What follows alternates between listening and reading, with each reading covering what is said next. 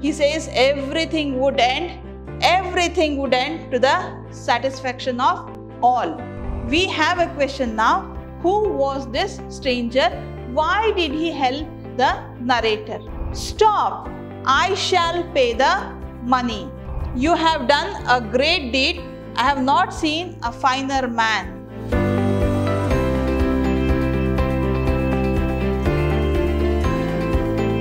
Hello everyone. This is Shobita, lecturer, Department of English, Vidyashram Pre-University College, Mysuru, a temple of excellence.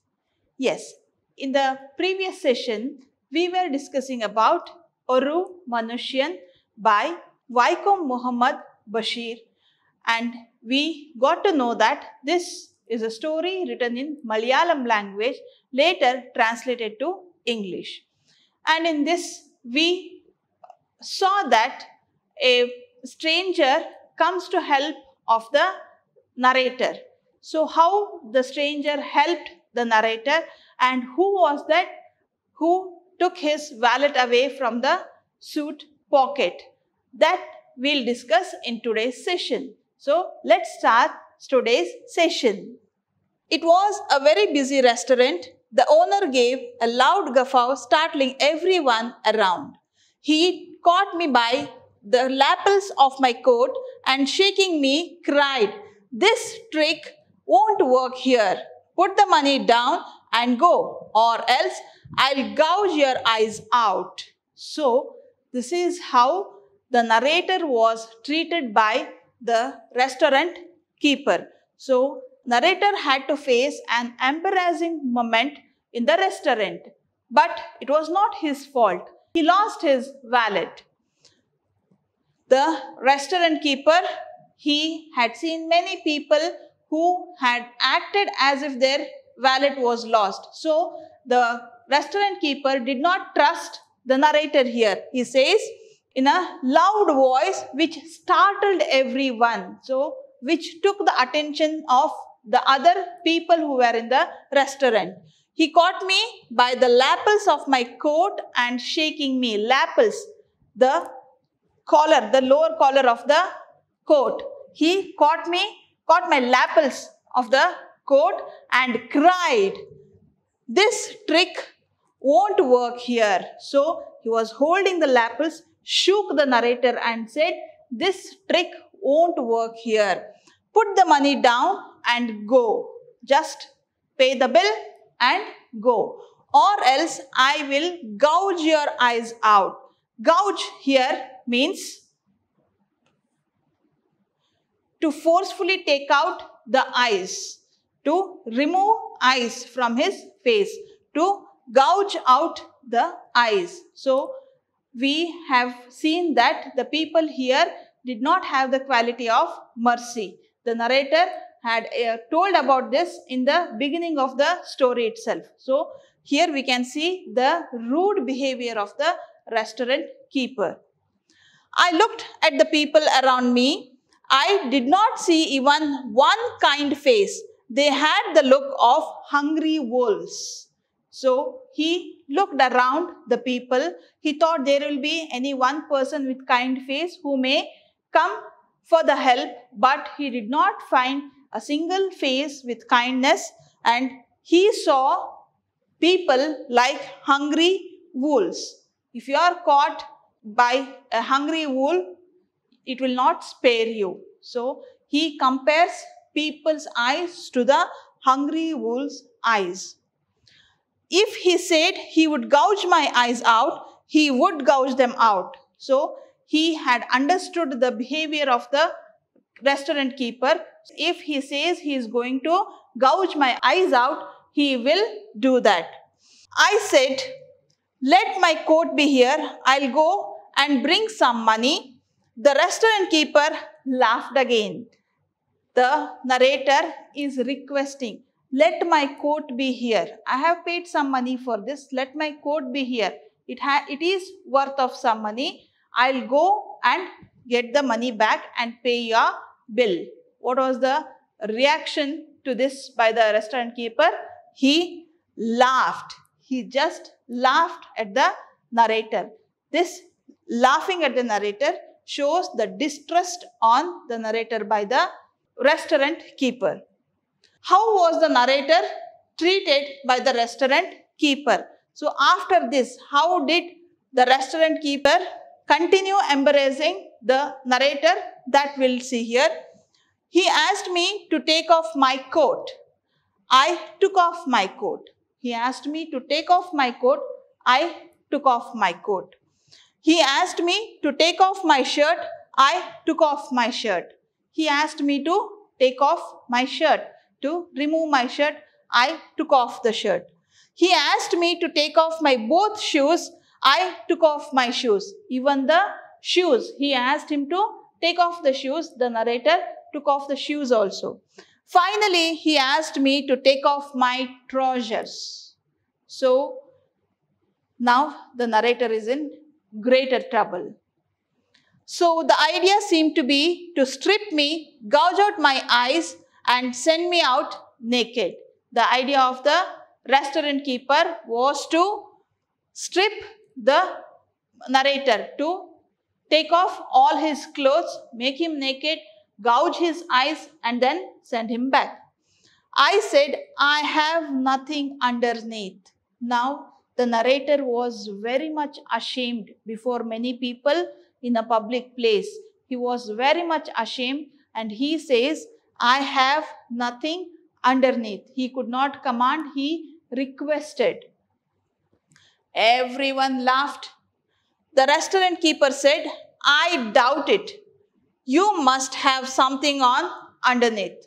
Again, the restaurant keeper did not trust the person and he was embarrassing the narrator again and again.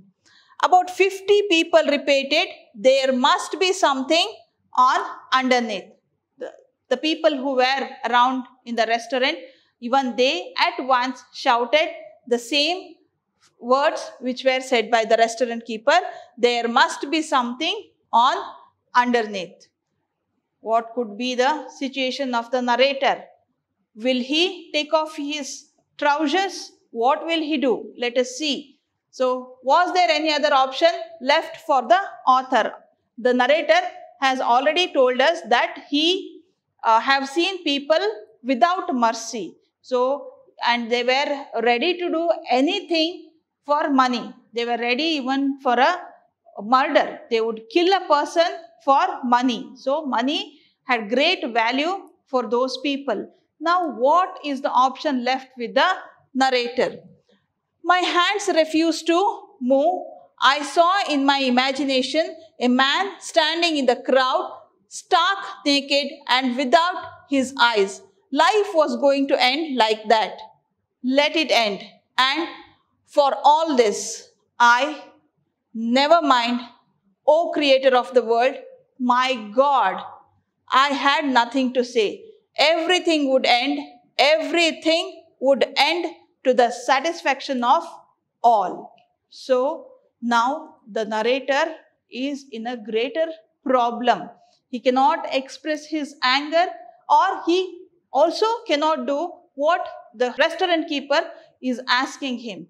So, this is a situation where the narrator can't even follow his intuition or follow what is said by the restaurant keeper. So, his hands refuse to move to take off the trousers.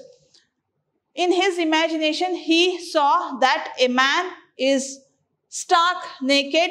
He is completely naked in the middle of the crowd and everything was going to end. Everything. So, he tries to ask the God, even he is not able to ask what to ask the God. So, he says everything would end to the satisfaction of all. So, that his condition will be worsened if he takes off his trousers. But for the satisfaction of all in that crowded restaurant, he had to do it. I began to undo one by one the buttons of my trousers. Then I heard a voice, "Stop, I shall pay the money." So, without any option left, the narrator now was ready to take off his trousers. So he started unbuttoning the trouser buttons one by one. By that time, he heard a voice, and that voice said, "Stop, I shall pay the money." So now a kind person has come who was supposed to help the narrator. Everyone turned in the direction of the voice. The crowd turned towards the person who said, "Stop, I shall pay the money." Whose voice was that, and did he help the narrator? Who was that stranger who said, "I will pay the money"? And did he really help him? Let us see. There stood a fair complexioned man, 6 foot tall, with a red turban and white trousers. He sported a handlebar mustache and had blue eyes. It is about the physique, the personality of the stranger. He was a fair complexioned man, 6 foot tall and with red turban and white trousers. He sported a handlebar mustache. What is handlebar mustache? It is the lengthy upward curved mustache. So it is called handlebar, which resembles the handle of a cycle. So here it is called handlebar mustache, and had blue eyes. So blue eyes were quite common at this place. He came forward and asked the restaurant keeper, "How much did you say it was?" Blue eyes in this region, and that fellow, he came and he asked the restaurant keeper, "How much did you say it was?" What is the amount in the bill? How much did you say it was? 11 annas. He paid the amount. He turned to me and said, "Put on your clothes." Oh God, the narrator is saved by this stranger. Otherwise, the restaurant keeper and the people were ready to enjoy making the narrator completely naked, stark naked. The bill amount was 11 annas, and that much amount was paid by the stranger, and he asked the narrator to put on the clothes. I put them on. The narrator put the clothes on. So the narrator is saved. Narrator cracks the mystery of the stranger. We have a question now. Who was this stranger? Why did he help the narrator? Isn't it? Yes. To the narrator, he is a stranger. He doesn't know who it was. So how he cracks the mystery of the stranger, that we'll learn now. "Come," he called me. I went with him. Did I have words to express my gratitude? I told him, "You have done a great deed. I have not seen a finer man." He called the narrator to go with him, and the narrator went with the stranger, and the narrator wanted to thank him, show his gratitude, but narrator did not know how to thank him, how to show his gratitude. The narrator starts saying, "You have done a great deed. I have not seen a finer man. You did a great thing today. I don't see any such person in this region. I have not seen till now a finer person like you." He laughed. He did not say anything. He just laughed. "What's your name?" he asked. I told him my name and where I came from. So the stranger asked him, "What's your name?" Narrator told everything about himself. What is his name? From where did he come? Where he stays? So all the information was given to this stranger by the narrator. I asked the man his name. He said, "I have no name." Important to know each other. So the narrator asked to introduce himself, or he asked, "What was your name? What is your name?" And the stranger said, "I have no name." Strangeness of the stranger, isn't it? I said, "In that case, Mercy must be your name." So the narrator gives a name to the stranger, and that is Mercy, because he hadn't seen Mercy in that region among the people. So he calls him, your name must be Mercy then. He did not laugh at that. He walked on until we reached a deserted bridge. So now the stranger did not laugh at this. They silently walked until they reached a deserted bridge. Deserted means where they don't see any other person walking. So now maybe the narrator will get a chance. The stranger's identity gets revealed. So when they reach the deserted bridge, then the narrator to find out who the stranger was. He looked all around. There was no one. Look, you must go away without turning round. If anyone asks you whether you have seen me, you must say no. So now the stranger gives some instructions to the narrator, that is, look, you must go away without turning round. You should go away without turning round, without turning back, without looking at me. Okay. And if anyone asks you whether you have seen me, you must say no. If anyone asks you about me, you should say no. He took out from his various pockets about 5 wallets. 5 among them was mine. Can you guess who the stranger is? Yes.